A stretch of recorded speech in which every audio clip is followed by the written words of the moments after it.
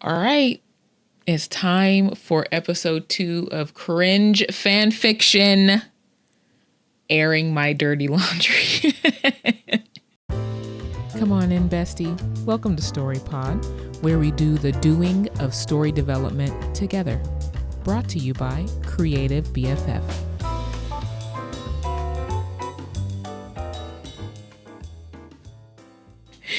Listen, welcome to the Storypod podcast.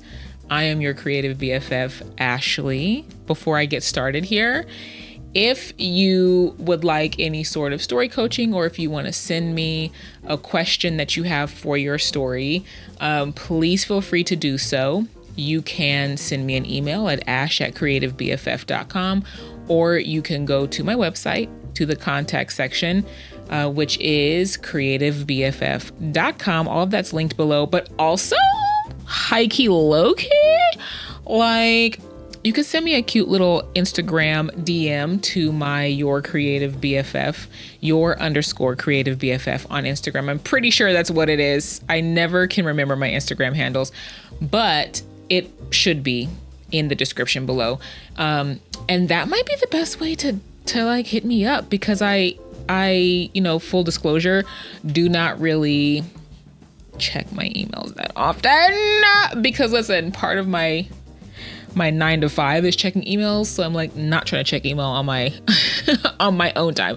That's a terrible admission for a businesswoman. Please forgive me. But listen, send me an Instagram DM or throw a comment, below.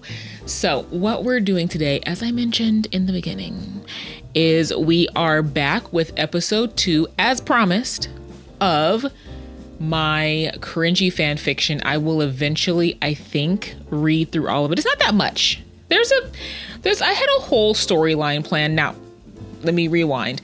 This fan fiction was for one of my favorite games, which is Dragon Age Origins, as I mentioned in my first one, which, if I remember, I will also put a link in the description for you if you care to hear the first episode, so you could be all caught up chronologically. Okay. And what I was trying to do with this fan fiction series was I kind of wanted to fill in the gaps of little additional scenes. I didn't want to rewrite the whole game. I've seen some fan fictions like that where they're literally going through the whole game. And listen, more power to you. I wanted to get to the interesting stuff. I wanted to see the romantic parts. I wanted to see like the warm and fuzzies, but this particular issue, this particular chapter, as it were, of the fan fiction was really one to kind of get us on the road. You know what I'm saying? So it's cringy. I still cringe a little bit, but it's not as cringy as episodes or chapters, I don't even know what to call them, that will come later. This was kind of just more setting up, let's get us on the road a little bit, because I felt like I wanted to give the reader a little bit of like a chronological, like we're moving through the story type situation without actually doing it. So hopefully you are familiar with Dragon Age Origins. If not, I don't think I'm going to like give a whole explanation here, because that would take way too much time. I'm already taking too much time. I'm already stalling. Okay. Trying to get to reading this. Also, to end, I think, my little preamble here, this is an after work special. Okay. So if I seem a little bit sleepy, if my eyes are a little bit more relaxed, if my cadence is a little bit more relaxed as I read this, that is why, preface part 2, I am not an actress and I am not a voice actress. So please bear with me. This is a skill that I don't have, is doing good voice acting. So hopefully this will be, not terrible for your ears. Also, because I want to get this out in a somewhat timely manner, there's not going to be any like pictures and all that kind of stuff, because I need to film and edit this on a short timeline, because I missed an episode last week and I apologize for that. I'm still kind of getting my life together nothing bad, but so I won't have as much time to do not like I do a bunch of fancy editing anyway, honestly. But with the fan fiction ones, I kind of like to try to put some sort of imagery on the screen, but there won't really be that. What you'll see is the words on the screen, the document that I will be reading from. So feel free to put in your headphones and go for a little walk. Get you a little 1,000, maybe 1,500 steps as I read through this episode. Clean your room or whatever have you. You don't really have to look at the screen if you don't want to.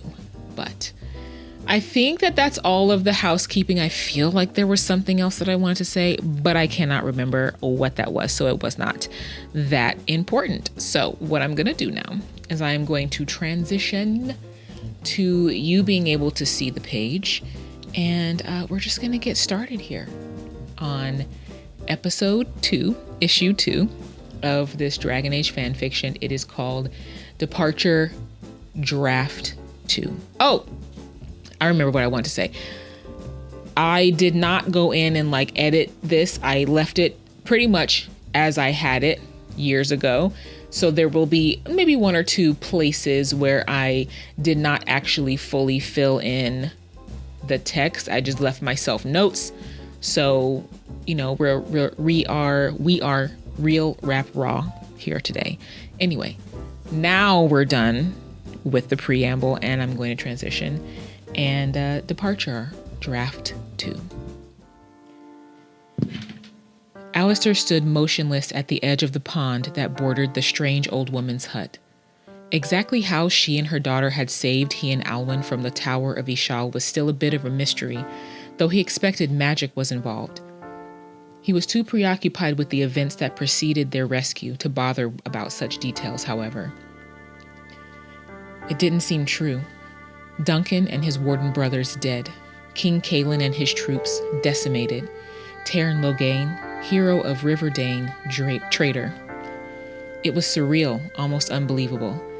He knew that any one of his warden brothers could die in battle, but all of them at once? It was too much to bear, more than he could comprehend. Alistair had taken for granted that Duncan would lead him and the Grey Wardens in the final charge against the Archdemon.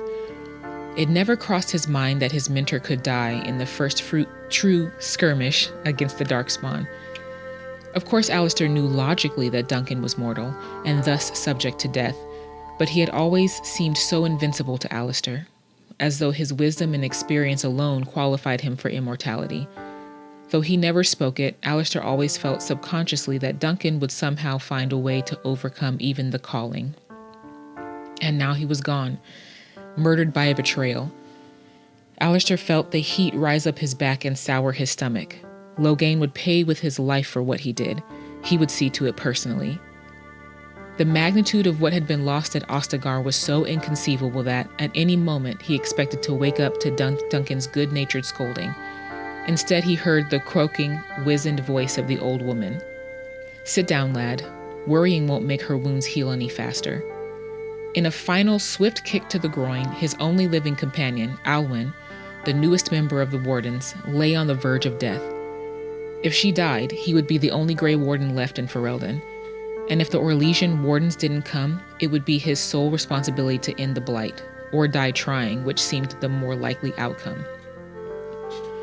Overwhelming grief and rage gave way to pure, abject terror. He never considered the fact that he might have to lead. How could he face an army of Darkspawn, an archdemon, and accusations of treason alone? He couldn't even find his pants half the time. Alistair's heart began to race. Ending the blight with Duncan in full warden ranks would have been a feat. What could 2 or 1 unseasoned warden do? Besides making him the commander of the Ferelden Wardens, a dreadfully frightening thought in itself, her death would also be a depressing end to their budding friendship. Though he'd only known Alwyn for a few days, he sensed something of a kindred spirit in her. Their humor was eerily similar, though she seemed more tactful with the timing of her jokes. She carried herself with a quiet confidence that strengthened those around her and lent itself to a natural, unspoken leadership. Though he was the ranking member of the group, he and the other recruits even found themselves following her lead during their assignment in the Korkari wilds. He'd been so relieved that she survived the joining, he'd nearly laughed out loud to release the pent-up tension. It would have been an inappropriate response, considering the other two recruits hadn't made it, unfortunately. That the Maker would allow her to survive the joining, only to die 2 days later, was a horrible thought. Years of wordy, mandatory prayers had given Alistair a distaste for the habit, but he turned to it and the Maker now, somewhat surprised that it actually provided some comfort. Please don't let her die too. There was more sincerity in those few words than in all the memorized, eloquently chanted prayers he'd ever said in the monastery.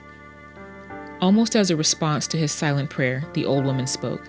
See, here is your fellow Grey Warden. You worry too much, young man. Alistair turned toward the door of the hut and was relieved to see Alwyn walking unsteadily in his direction. He met her halfway and grasped her shoulders, both to steady her and to prove to himself that she was real. You're alive. I thought you were dead for sure. She smiled at him. I nearly was at that. I seem to have a knack for escaping deadly situations by the skin of my teeth, with the help of kind strangers, of course. She looked at the old woman gratefully. Ha! I have been called many things in my time, but kind? That's new. So you saw the whole battle? Alwyn hopped over a mossy tree root and instantly regretted the action. Though Morrigan's mother Plymouth had healed the bulk of her wounds, she hadn't had enough rest to fully recover her strength.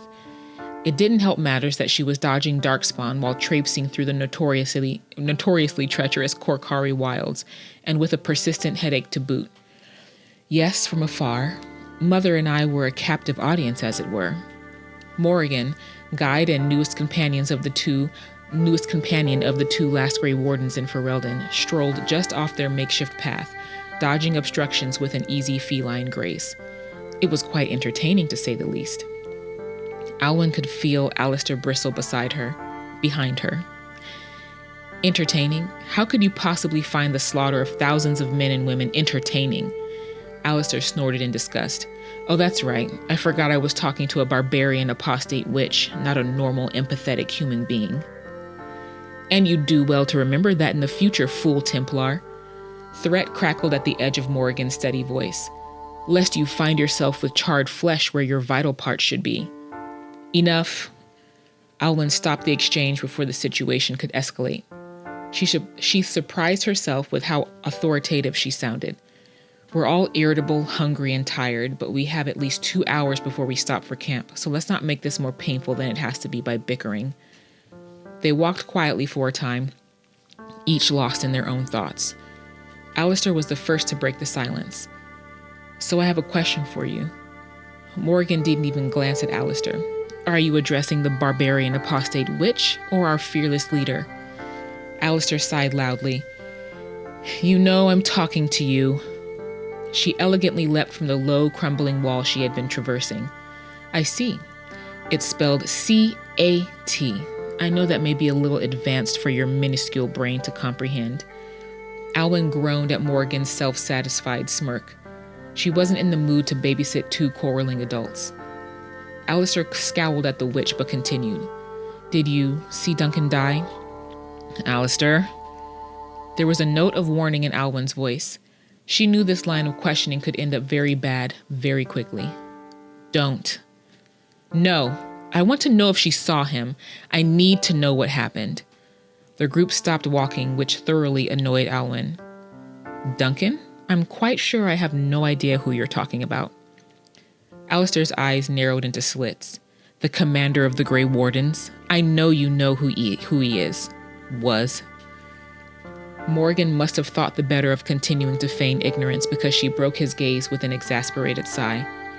Yes, I saw your commander of the Grey.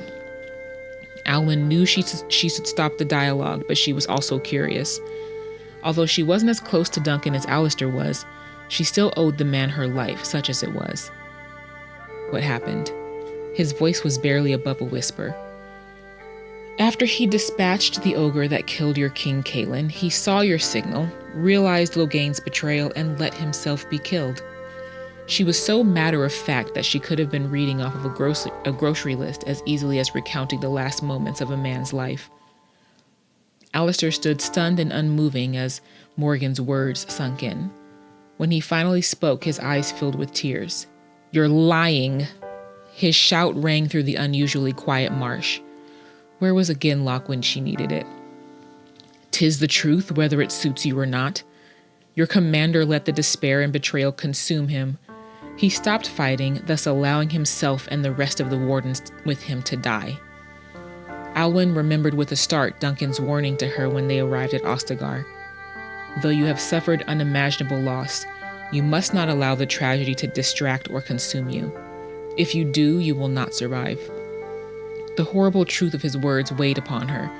She would not allow herself to be consumed until she completed her mission. How dare you suggest that Duncan would just give up? Tears streamed unchecked down Alistair's face. Morgan shrunk back just a little, but stood her ground. That someone like you would even speak his name is a disgusting abomination. But to say that he would quit on himself, quit on his wardens? I won't let you make a mockery of the best man I ever knew. Only an idiot asks for a truth he doesn't actually want to hear, Morgan spat back. That the best man you ever knew died a coward has no bearing on my life whatsoever, but it doesn't say much of your standards for personal heroes, does it? That's enough. Alwyn forced herself into the charged space between her companions. This conversation is over. March. Neither moved a muscle, locked in an unspoken battle until Alwyn touched Alistair's shoulder. Alistair. The softly spoken name broke the deadlock. He turned his attention to Alwyn and paused on her face as though recalling where he was. Let's go. Alistair backed down at the gentle command, wiping his face as he turned and began walking. Alwyn turned to Morgan sternly. If you please. The witch resumed her easy stride. Delighted, I'm sure. So here's a little note to myself. Basically, the setup is they stop to set up camp near a stream. Alwyn and Alistair do so in silence. Alwyn sends Morgan hunting for dinner. And after camp is set up, Alistair realizes that, Alwyn, these names are too close. Alwyn realizes that Alistair needs time alone, so she goes to collect more firewood. So back to the reading. Alistair dropped ungracefully to the ground, picked up a stick and began morosely poking at the fire. Alistair, I'm going to collect more firewood. "'Kay," was his only response. He looked so much like a sulky child that she had to stifle a sudden urge to laugh out loud. So I have another note here, forgive the interruption, that basically maybe they're talking about plans to build an army, but head to Lothering, but I just wanted to skip past that. I had intended to come back and write that, but I did not. So basically, we're skipping ahead to after they've eaten, so I assume Morgan has come back to the camp, and Alwyn goes to sit next to Alistair, who is sharpening his sword absent-mindedly. She picks up her own weapons and begins cleaning them, starting with a dagger. So with that, back to the dialogue. So do you want to talk about Duncan? Alistair sighed, but didn't look up from the sword. You don't have to do that. I know you didn't know him as long as I did. That doesn't mean I don't mourn his loss. And he was like a father to you. I understand. Alistair's eyes glinted with indignation as he jerked his head up. Did you hear what that witch was saying about him? I mean, you don't believe any of that nonsense, do you? As you said, you knew him better than I did. Do you believe it? Of course not. Alistair fell silent. When he spoke again, his confidence seemed a bit shaken. But, Maker, what if it is true? What if Duncan did die a coward? Alistair dropped his sword and put his face in his hands. What if he did? Alwyn lightly touched the man's shoulder. He looked up at her. She expected to see tears in his eyes, but was relieved to find them dry, if pained. What if, in a moment of human frailty, Duncan despaired at the loss of friends and companions in an act of betrayal by someone he trusted, and it was at that moment that his life was taken from him? Would it make you love him and respect him any less? Of course not. Would it invalidate the impact he's had on your life? Alistair straightened. No. Would it nullify all the valiant and courageous things he'd done? Alistair smiled. Definitely not. Then what does it matter? I guess it doesn't at that. Alistair let out a deep breath. Really, any of us could die in battle. I shouldn't have lost it. Excuse me. Not when so much is riding on us. Not with the blight and everything. I'm sorry.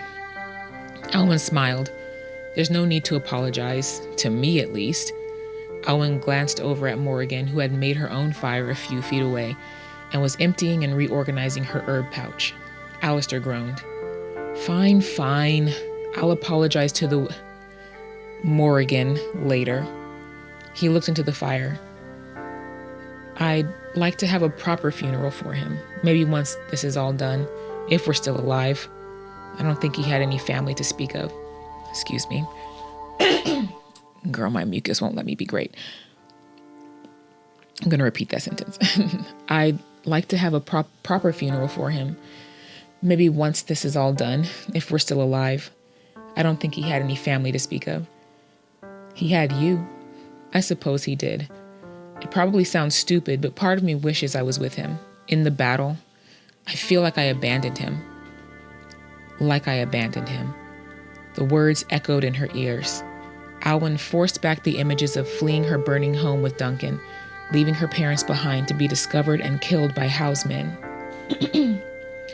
Her protective shield of selective memory and smiles slipped just a little.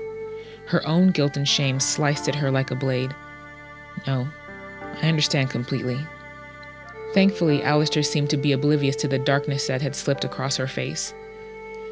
I think he came from Highever, or so he said. Maybe I'll go up there sometime. See about putting up something in his honor, I don't know. Alwyn only smiled, afraid that anything more might cause her to lose the tenuous control she had over her emotions. Alistair glanced up at Alwyn, curiosity in his eyes. Curiosity was dangerous. Alwyn hated curiosity. Then came the question she feared more than anything. Have you had someone close to you die? Alwyn stood up abruptly. She shoved the dagger in her belt and turned away from her companion.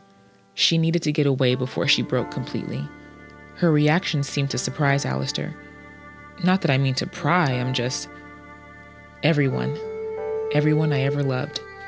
She heard the words slip out before her brain could tell her not to say them. She heard him stand, heard him say her name.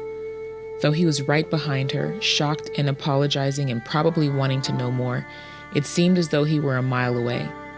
She barely felt his hand graze her shoulder as she walked out of camp. I'm going to wash up.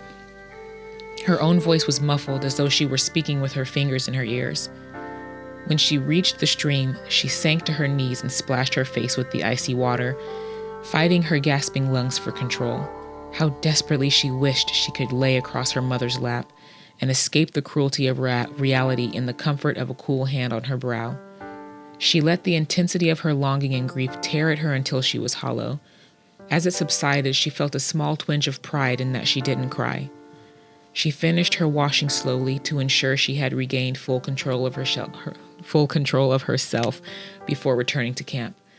When she got back, a very worried-looking Alistair met her before she reached the fire. Alwyn, are you all right? How stupid of me, I'm so sorry. Alwyn did her best to smile. Her attempt fell short of the brilliance she was going for, but it seemed to put Alistair at ease. No harm done, Alistair. She winked at him to sell the act and felt her guard going back up. Now it's my turn to apologize for losing it. Something in his smile and the quirk of his brow told her he wasn't quite convinced, but to her relief, he let it drop. Well, just don't let it happen again, he said with mock authority. Someone has to be the level-headed, logical voice of reason in this operation. There's only room for one emotional basket case, and I've already claimed that position. Alwyn managed a half smile as she saluted Alistair. Yes, sir. Morrigan snorted from her corner of the camp. Village idiot and resident emotional basket case, My, aren't we a multi-talented boy? Before Alistair could respond to the jab, Alwyn, and then I kind of stopped writing here. Basically, she says something to the effect of wanting to go to Highever with him to put up something in his honor. I believe also that the Koosland character, which is Alwyn, the character that I made for Alwyn, or the path that I chose for Alwyn, I believe the Koosland is from Highever, like in the ruling family of Highever as well. So that is the end of this issue edition, basically. I had intended when I first wrote this to continue and switch back to Alistair's perspective and, give just a little wrap up of that. But I think if I were now to go back and try to touch this fan fiction again, I probably would stop it right there with Alwyn just saying she wants to go to High Ever with Alistair when he goes to set up the memorial for Duncan. So that's the end of this episode. Listen, I have quite a few more little issues of this cringy fan fiction. I don't know if you noticed, if you were looking at the screen, there were some lines of dialogue that were in blue. I think that was code to myself. Oh, excuse me. I think that was code to myself, letting myself know that, oh girl, I still have you on the wrong screen, girl. Hold on, let me transition you back to my face. I think that blue meant that it was dialogue pulled directly from the game. There may have been some other ones that I didn't highlight in blue, but maybe not. I think that might have been all. You can let me know if you know the game back and forth. You can let me know if there was more lines of dialogue that I pulled directly from the game just to kind of, help the reader understand where it was. But 99% of it, 95% of it was me and my dialogue and my own cringe. So with this one out of the way, we can probably move. Sorry if you can hear something outside. We can probably move to more cringy episodes. I also had a couple of a modern day alternate universe that I was kind of playing around with that I didn't do too much in, but I do have a little short snippet of dialogue and just like a little romantic moment between them there. But anyway, listen, my tiredness after work is making me want to ramble, so I'm going to forcibly stop myself here from talking. Thank you for joining me for this episode of Fanfiction Cringe. If you have fanfiction, listen, I'm not the best reader, okay? I'm not the best voice actress, okay? But if you have some cringy fanfiction that you want to share, maybe we can do a little fuck dizzle, read some of your cringy fan fiction. Don't let me be the only one out here on a limb cringing into oblivion. But anyway, listen, love you. Enjoy the rest of your evening or your day or your afternoon or your morning, whatever you're doing. And I shall see you next time. Thank you for bearing with me as I missed an episode last week, but we're back. We're back, baby. Okay, we're back. It was only a short break. Listen, let me get off of here because I'm literally treating you like my friends on this. Girl, let me stop. Let me just stop. Bye. Love you. Have a good rest of your whatever time of day it is.